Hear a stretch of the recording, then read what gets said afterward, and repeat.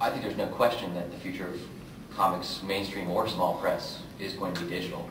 I don't think I need to convince anyone in this room that that's the case. I'm sure there's going to be the sticklers that will always do some print stuff, and so there will always be space for that reason.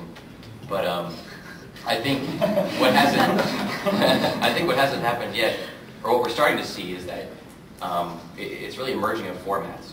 Now, this book, I mean, it's vertical when we have computer screens that are horizontal. And I think that we're waiting for that one product to come out, which is probably going to come out in the next 12 months. That is your handheld comic reader. The way we've got our, just like iTunes has created iPods and completely almost eliminated the CD or any kind of tangible music you buy. You buy almost everything digitally now, or you don't buy it, you just download it. I think that that's eventually, 5 years from now, we're going to see that with comics, where the amount of print comics you find in stores are going to be much more limited. And that's sad, and perhaps I'm not going to be popular for saying that. But I think we're going to see more and more of the popular titles, the Batmans, the Supermans. I'm very concerned that we're going to see less small press as the years go on. I think it's already happening with Diamond, changing the numbers. I agree. It's just like even less titles they won't even carry anymore. So. At the same time, that's why I say that small press will save comics, or can save comics, or is the only force that can save comics. Because the less of us there are doing these different things, doing things in different ways from Marvel and DC and even, Image and Dark Horse to a lesser degree, the fewer of us there are, the more of a monopoly they have. The more of a monopoly they have, the less effort they have to put in.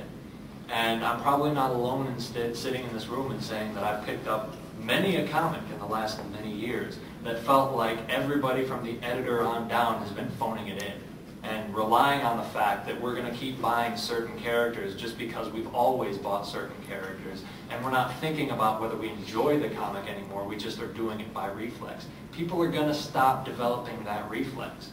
People are going to stop buying just because. And if there isn't another option, if there aren't people providing another way, then that monopoly is going to get stronger and they will strangle themselves to death. The history of comics is a wide mass media genre slowly turning itself into a niche market. What we have to do as the outsiders with the internet, which is making it possible at very little cost to you to provide your work to an almost limitless audience, what we have to do is open that niche up again and show them that there is more out there than the comics they're reading. The reason manga has been so successful is because the Japanese consider comics just another way of telling a story. You can get crime manga, you can get mystery manga, you can get fantasy manga, romance, whatever. It's just comics telling stories. We need to do that. We need to do more of that.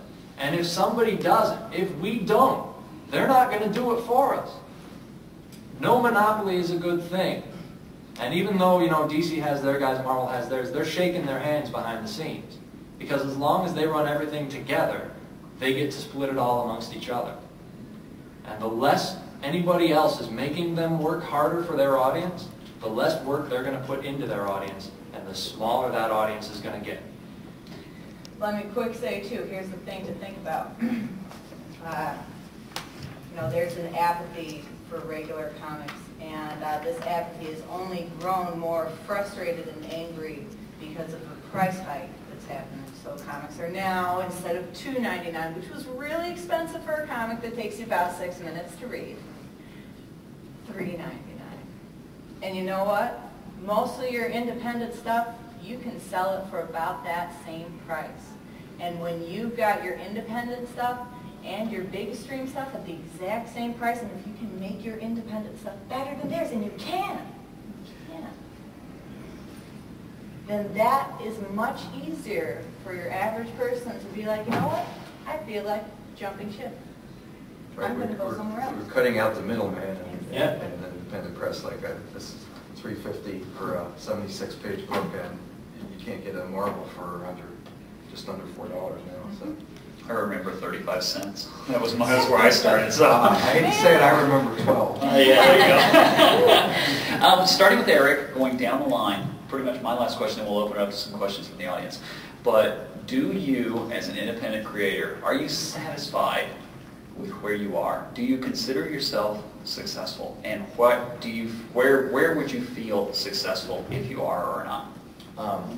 Right now, no. I feel like I've not gotten where I want to be, but I feel like I'm on the road to get there. I feel like I'll be successful when this becomes a full-time gig for me. And it's been a very slow road getting there, because being a one-man show, which I am, I write, draw, promote, self-publish. There's not enough hours in the day. Even if I didn't have full-time, I would really get that stuff done now. So I have to spend the time kind of building up that audience and building up my catalog of work I've done in order to plan for the future where I want to be and be able to have that book out, a book out there that's producing money for me so I can start on the next book.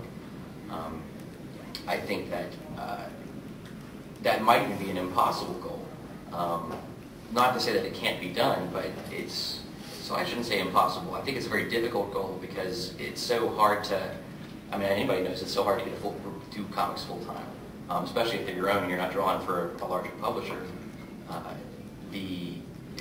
I'm starting to look at turning my comics into a brand where I actually start selling merchandise based on my comics, which is something I don't really want to do because I don't want to be just another one of the companies that markets products, but I think that's the way I'm going to have to go if I want to be able to make enough money to support myself full time doing this. I'm absolutely not where I want to be right now, no. Like you, I would consider successful being able to do my own projects full time and make a living at it. I'm a little different where I do make a living doing everything I do comic related, no pun intended. But I'm spread so thin because I'm over a vast area of different things that I'm doing that it's hard for me to focus completely on one thing where I'm happy with it. You know, lettering is something I fell into. It pays the bills. It's not what I want to do for the rest of my life.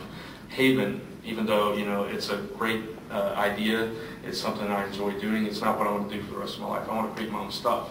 And until I'm doing that and I can make a living on that, I don't feel successful now. And for anybody who doesn't know, Haven is an independent comic catalog, much like Diamond, only they specialize in indie and small press. Absolutely. So it's definitely a catalog you might want to talk to Brant about if your local store isn't carrying it, because it's a big, diverse selection of titles in. Sorry. I don't know, this could get really repetitive if we all say no. But I think the common thread is going to be that we all want to do this full time. That being said, I've had an insane amount of luck and success in my project. So I'm pretty happy about that. You know, I would love to be able to do this full time, and not only that, but have my husband on board too, as the second member of the team, which he is now, but he just has to do it on top of already working like 60 hours a week at his real job.